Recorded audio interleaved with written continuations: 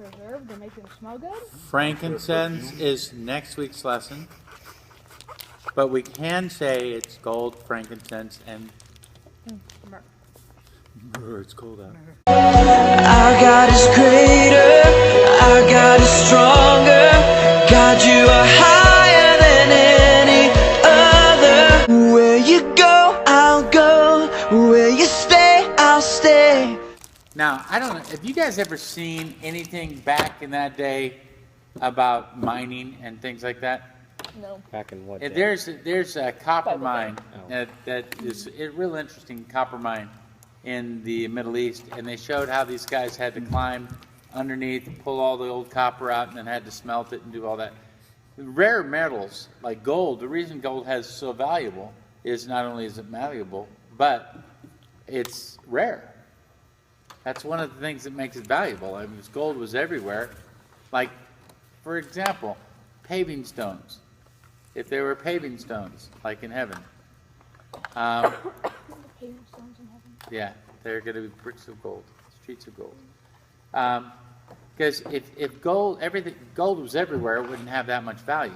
It's like, Dirt. Oxygen. dirt and oxygen, unless you really can't breathe, and then it's very valuable. But that makes it rare. It's the supply and demand. Before we go any further, what do we know about these guys? They were kings. Were they? We know the song. They were people of importance. Yeah. Does it really ever say they were kings? Well, unless it's the We Three They were Kings wise song. They were wise guys. Yeah. It doesn't say that they were kings. They were wise guys. It also, guess what? Doesn't say there were three of them. Well then. And it doesn't say they traveled afar either. Afar. Like Jafar, but afar? Jafar. Okay, Justin. It says they were from the east. Well, okay. How far? It doesn't say how far. That's what it was funny when I was contemplating, ministry, and God made it clear I was going west. Well, I was in North Carolina. Although that pretty much is almost everything else, except for maybe South Carolina, Florida, Georgia. and the stuff. Well, Georgia's still west of I me. guess it is. Anyway, but I thought that was kind of fun. They're not called kings anywhere, and it doesn't say there's only three. What do we know of three? Gifts. There were only three different gifts. Yes. Now, when did they show up? Like in January. 2 years after. About 2 years after. We get that indication why.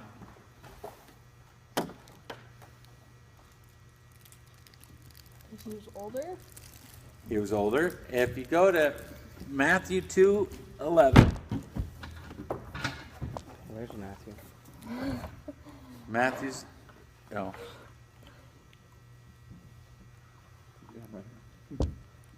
Okay, come on, Dan Baker. Matt 2:11 and Matthew 2:11. Well, you know what? Let's back up. Let's just read Matthew 1-12. After Jesus was born in Bethlehem in Judea, during the time of King Herod, Magi from the east came to Jerusalem and asked, "Where's the one who's been born King of the Jews? We saw his star in the east and have come to worship him." When King Herod heard this, he was disturbed, and all Jerusalem with him. When he had called together all the people's chief priests and teachers of the law, he asked them where the Christ was to be born. "In Bethlehem in Judea," they replied, "for this is what the prophet has written. But you, Bethlehem, in the land of Judea, are by no means least among the rulers of Judah. From out of you will come a ruler who will be the shepherd of my people Israel." And then Herod called the Magi secretly and found out from them the exact time the star had appeared. And he sent them to Bethlehem and said, "Go and make a careful search for the child. As soon as you find him, report to me so that I too may go and worship him." After they had heard the king, they went on to their way, and the star they had seen in the east went ahead of them until it stopped over the place where the child was. And when they saw the star, they were overjoyed. And on coming to the house, they saw the child with his mother Mary, and they bowed down and worshipped him. Then they opened their treasures and presented him with gifts of gold and of incense and of myrrh. And having been warned in a dream not to go back to Herod, they returned to their country by another route. A couple interesting things there. It doesn't say how far east it was. You're right. It doesn't say how many there were. It was interesting, though. And this is just a little side note. Why these guys come from the east and they ask a question, why does it upset everybody? I mean, think about Jerusalem. Pretty big deal. I mean, Jerusalem's pretty busy, and just a train of people come in, and now everybody's, what's up? What's the buzz? Tell me what's happening. When we're looking at this, why do you think the Magi chose these gifts?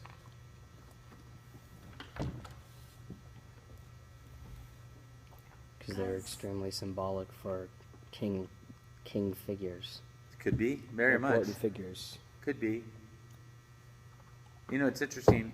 In the Old Testament, in the Bible, kings and gold are pretty much in the same sentence 60 times. So that's an interesting, Now, they talk a lot about silver in the Bible too. Shekels and different pieces of silver. Judas got 30 pieces of silver. That's the price of a slave. And they talk about silver, but when they talk about gold, it's a whole different thing. And when they talk about silver and gold, it's usually in the North Pole. Yeah. Silver and gold. Oh. Did you go with me on that one? No. This is Christmas, people. Jump on it. Okay, so the king. How much gold did they give him? Nobody knows. I don't know, at least. It doesn't say. It doesn't say. Now, Wait, does that make a difference? No, they bought him gold. It's interesting because people think about it. You got how much gold? How much silver did you get for a day's wage? I don't think it was even the silver. Might have been a piece of copper for a day's wage back then. Good job. But no, gold was valuable no matter what they did with it. We don't know how much. Regardless of how much gold it was, why would this be considered a valuable gift? Why? Because it's from them to you. It is, and gifts are that way too. But it's a valuable gift. Why? You just said it partly because it's for a king. You don't give kings copper. And then were Joseph and Mary rich? No. No. He was a carpenter. He was a carpenter, and they were fairly young, depending on which version you go with on Joseph. What is the estimated age range? Like, fairly young as in like they're If 12 you go or with like 23? well, she was really young. He could be 30, or he could be younger. He had his own business. He was probably in his 20s. She was probably 13 or 14 or 15, depending on the situation. Now, I will tell you, in Catholicism, the Catholics believe he was much older than even that his previous wife had died, and she had children from previous wife, and that's where James and Jude and Jesus' stepsisters come from. He had siblings? Yeah. What? Jesus had siblings. Yeah, James because- and Jude, and remember the verse in the Bible that says your mother and your brothers are here to talk to you. Yeah, I kind of skipped that part maybe. Yeah, you might have missed that, but he only had. There were no brothers from his father. He was the only son of his father in heaven. But Mary, the Catholics believe Mary never had any other children because she was a perpetual virgin. That's the way they looked at it. She had the baby, and Joseph and her never really, exercised that marital right. The hard part about that is scripturally it doesn't say that at all. Scripturally it says her firstborn son. Indicates what? That there was more. There were more. You don't say firstborn if you only had one, because you can say her only son. That's the way you would say it. There's, if there's no counting, that'd be the only way you say it. So it doesn't really fit that. But they do that because they have this idea that Mary is also divine. Otherwise she couldn't have done it. So I'm just saying that, and hopefully when this is published, I won't get a lot of bad letters. What would a gift like gold mean to the young couple? Somebody gave you some gold coins. By the way, a gold coin right now about this size, probably 2 ounces, 1,300 an ounce right now. Is it 1,300? It went up that way pretty much. I don't think it's come down a whole lot. Let's just say $2,000. $2,000, a coin this size. That would be In good. gold. Yeah. Now, depending on the coin, it could be worth more than that, depending on the coin, a doubloon. But this could be up to $2,000 worth of gold. That's, This would be a big deal, having one coin, right? yep. Now, truly, it's all relative, meaning what can $2,000 buy now? Not a new car. Not a new car, believe me. No. Barely a used one. But it still would have been valuable. Who would normally receive such gifts? You said king. What do we say about the Magi? What does it say about how the Magi considered Jesus? Where are we at? We're at number 3 on the backside. Oh, the backside? Yeah. What does it say? What did they say about Jesus? We've come to see what? The King of the Jews. Now, Herod. Who was he? Not a nice guy. I know, but who was he? He was the king of the area. No. He was a Jewish king. He was the King of the Jews. That's ironic. Isn't that ironic? The other ironic thing, what do we know about Herod? Herod, this guy killed his sons because he was afraid they were going to take over the kingdom. Yeah, they were going to oust him. He killed his nephews. He killed pretty much anybody else that could take his place. He killed. And he had them killed. If he didn't do it himself, he had it done. Killed his own kids. Because Why would you have that? Why would I? You know what? I'm telling you. Unless he was hoping for daughters that he could marry off to other kingdoms and get more power. But you're sitting in a situation, this guy's nasty. Now you show up. Hey, dude, we saw a star, right? And the King of the Jews was born, right? This could be cool, right? And we just came over, and everybody's like, Herod's like, I just killed all my kids. He's nuts. He's nuts. And he wants, it's like, you ever try to hold sand? Mm-hmm. What happens the tighter you squeeze it? The more The more falls out. And this is where Herod was with power. I wanted power. Power. You got to hold on to it. And it all started going out of his hands. And then these not three guys, sorry, I almost said 3. It's just, don't know how many. These wise guys show up, and they say, we came here to meet the newborn king of the Jews. Now, how's Herod going to take that? Really badly. He did take it very badly. And so here's the situation. They come up and ask about it. Herod doesn't even know. How good a Jew was Herod? He didn't know where Jesus was supposed to be born. They asked about it. And the passage is in Malachi or Malachi. Depends if he's Italian. Malachi, the Italian prophet. But in Malachi, it talks where he's going to be born in Bethlehem, Epaphra. Epaphra. Isn't that the way you say it? I do not know. Well, anyway, it says in Bethlehem he's going to be born. So they go to Bethlehem. And what does the king say? Do me a favor. This is such, he says, find him, and then I'm going to do what? I'm going to go wait. Yeah. Yeah, exactly. That's what he was planning on doing. You go find him, you bring him to me, I'll worship him with my own way, like you said. There is a prophecy in the Old Testament that Rachel will weep for her children. Rachel, who's Rachel? Remember? Herod finds out there's a new king.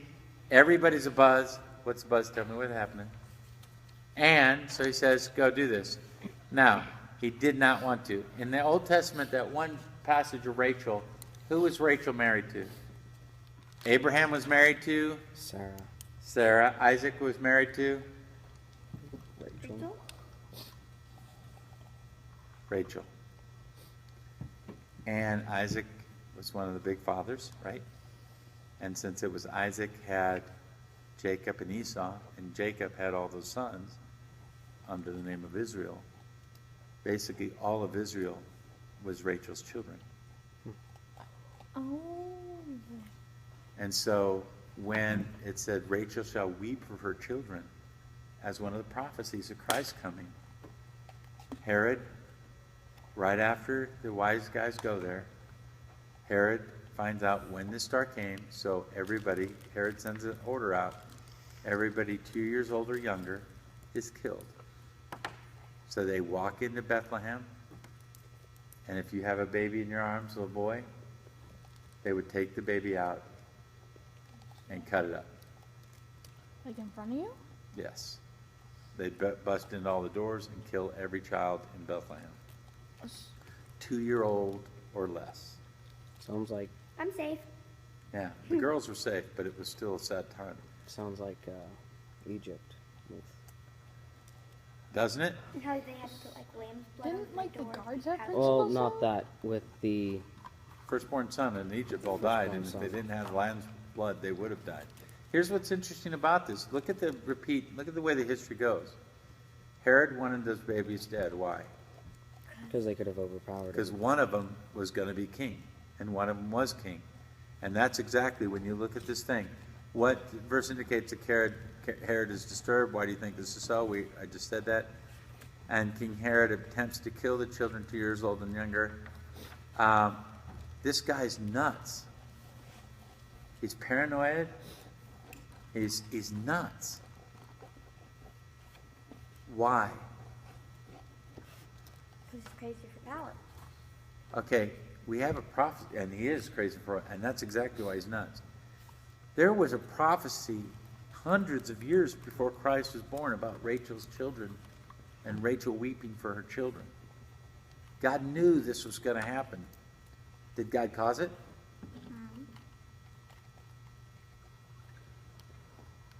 Did he cause it? Or did he allow it? He had to allow it, otherwise it wouldn't be done. Dude, if you're almighty, nothing gets done unless you allow it. He is almighty. I read it somewhere.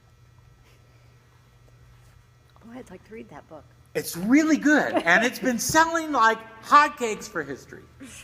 Anyway, once they start printing it. Before, rewriting it by hand was a real trial. Ha, it's fun to read. That was a papyrus joke, by the way. Whatever. This is hilarious. Not really. So, I did like it. You would call that pulp fiction. But it's not fiction, it's truth. Pulp nonfiction. Pulp nonfiction. That's hilarious. Okay, Bible, pulp nonfiction. That could be a cool t-shirt. Yes. All right. Where are we? Okay, King Herod attempts to kill kids. Who do the Magi consider Jesus to be? When they meet him, was there any doubt in the Magi's mind who he was? No. No. Star. Equals God. Or King. Yeah, Star brought him there, guys. There's no, and it's this, who does Herod consider Jesus to be? A threat. A threat? To his throne. But did he think, yeah, it was a threat to his throne? Why? If this is when some peasant king, some peasant kid, what claim would he have on the throne? The star brought everybody to it. I don't know. Dude, I'm telling you, this is interesting. Did Herod consider him a king? Well, he must have if Yes, he was because he heard he was king of threatened. the Jews. Well, I think there has to be something here. If he was some peasant that he could laugh off, no. You know, big deal. They're not going to take over. Who's going to follow him? I'm king. He had to think there was a threat, or he wouldn't have killed all those babies. He had to think that Christ was who he said it. I mean, not who it was said about him. That Jesus, this young baby, this young boy at that time, was who he said. What happened to the Magi? They went down there, and when they saw him, what did they do? They worshipped him. Worshipped him. Is that a problem? Yes. Well, for It would be a problem for Herod, that's for sure. Is it a problem worshiping Jesus? no, Why? he's God. Is it a problem worshiping anything else but God? Yeah. Yeah. Yeah, it's called idolatry. And so that's a real big problem. These guys bow down and lay before him priceless gifts because they consider him worthy of worship. They consider him a king of the Jews. And that's a pretty amazing thing. Herod, not so good. Kills all these babies, and Rachel wept. She weeps over her children. Let me give you another reason. Prophecies about Jesus. Why did God take so long to send Jesus when, from the very first sin, remember back in Genesis, back in Genesis, when there was the first sin, what happened? He says, I'm going to put enmity between you and her offspring. Right after the sin, God talked to Adam and Eve, and then the devil, the serpent, and he gave the first prophecy of Christ. Why did it take so long between that point in time to the time Christ came? Well, I mean, he had to flood the earth and make a point. Yeah, it made a point. Yes. There had to be a lineage, so there would be all that boring reading. Yes, there had to be a was the father of. I don't know. I thought it was crazy. No, you know what's an interesting thing is ultimately God created this earth for a place for us to stand and to love him and worship him and to have fellowship with him. Started with the first two. Number one, that wasn't enough. Built a big earth. Second thing is there was a lot of prophecy. Why? Why did they have a lot of prophecy in Because the it Old was Testament? about to go down. Huh? It was about to go down. It's going to go down? Why else? Why do you think? Why do you think there was prophecy about this Savior? To Prepare maybe Prepare them? Why? show people them so that they could. that this dude's legit. Yeah, okay, show people. Guys, let me ask you a question. If there was a prophecy about us tonight, and weeks ago, they said who is going to be, somebody came out and said, and here's a prophecy, and they shall eat of peanut butter and honey, and they shall number, and they shall throw snowballs made of wood. You know, and you start thinking all these different prophecies. The point is this: I can say somebody might have done this, but then if I add another thing, and if I add another thing, and if I add another thing, what importance is Jesus to us? Really, really, really important. Really, really, really important. Too many, not enough reallys in the world. Who is he? Our Savior. Our Savior. So is there any other way to God? Prayer. No, No one gets. Oh, look. No one. Is there any other way to God? And the answer is no. No one goes to the Father but by me. Jesus said that. So is it important that people knew who he was? Yep. Now, let me go to one of the more gruesome prophecies of Christ. Is Rachel shall weep for her children. How do we know he came? Because Rachel wept. Oh, yeah. Rachel wept. It's interesting. How many people would have heard about that? Herod killing all those babies. Probably everybody under Herod's power. You think that made its way around? Yeah. A little bit. I mean, he killed his own sons. I mean, it's not exactly he's showing favoritism. Herod was nuts, and he was scary, and it wasn't a good situation. And he killed all those babies because of why? Somebody was born in Bethlehem. Years later, here comes this guy from Galilee. And they don't know where he's from. But when it all comes out, they do. And see, we know what? The Messiah had to be born where? Bethlehem. Why? Because if there was no free will, everything would be perfect. Since we have free will, Wouldn't that be better? Be robots. we wouldn't have a mind of our own. We wouldn't have a mind of our own. I love you, Shayna. That's the kind of husband you want, right? I love you. Yeah. She is the most amazing. Someone that doesn't have a choice to love you. You know, that's the big thing. If there's a movie you should never watch called Stepford Wives. Stepford Wives. Stepford Wives. Stepford Wives. And in the movie, basically, you find out. Don't watch it; it's bad. But in the movie, you find out these women are all robots. Because the one woman moved in with her husband, and she's meeting all these ladies, and they're like nuts. And like, my husband's amazing. And and they act like robots because they are. And they have to love their husbands, and it's boring. That's the one thing about choosing to love. So without free will, you don't have that. And you're going to have people challenge your faith a lot. So God kills babies all the time? No. He allowed this? He allowed this. All these babies were killed. He allowed this. This is a pretty heavy lesson, but I bring it back to this. Number one is prophecy. Who was Jesus? King. The Magi recognized that. Herod recognized it enough to kill all his babies. Out of Egypt, that's another prophecy fulfilled.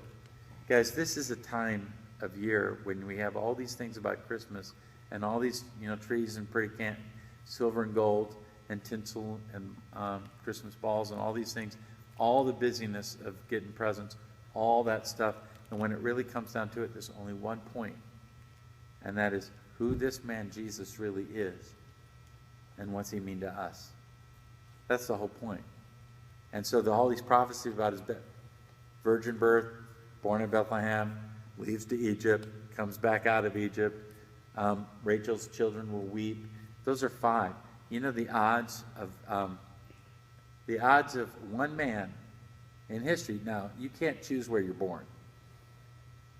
You can choose other things. You can't choose where you're born. I read a statistic of one person having 6 prophecies match them. You know what the odds are? If you covered the state of Texas with these coins, 3 foot high, with these coins, 3 foot high, the state of Texas, and you reached in and you got the one coin just from anywhere randomly, and you pulled up this coin, that's the odds. One guy has 6 prophecies. You know how many prophecies there are about Christ? A lot more than 6. I was going to give you a closer number, somewhere around 300, but yeah. Who is this Jesus? The one and only unique person who fulfilled all these prophecies. Why is that important? Because God said, dude, I don't want you to miss this one. Since everything is this one, I don't want you to miss it. So all these things have to go with this one guy. I don't want you to miss it. Don't miss it. Ah, it's gone. No, don't miss it. one guy. And one coin that flops everywhere. All right. Now, we're going to help clean. We're going to pray. But guys, life is an opportunity for you guys everywhere you go. And if God is bringing you around someone who needs him, you got the most valuable thing, and it beats any coin. Just like today, I had to buy a new used car, new to me. And the car we had no value. And I didn't care because I was praising God that those two brunettes I live with were with me. Because coming down that pass, some of those passes out of Denver, you could well imagine turning those hills up there. Puts a little bit of stress on a shock. But don't worry, this car won't rot. You're in Colorado now. Yeah, I'm looking forward to that part.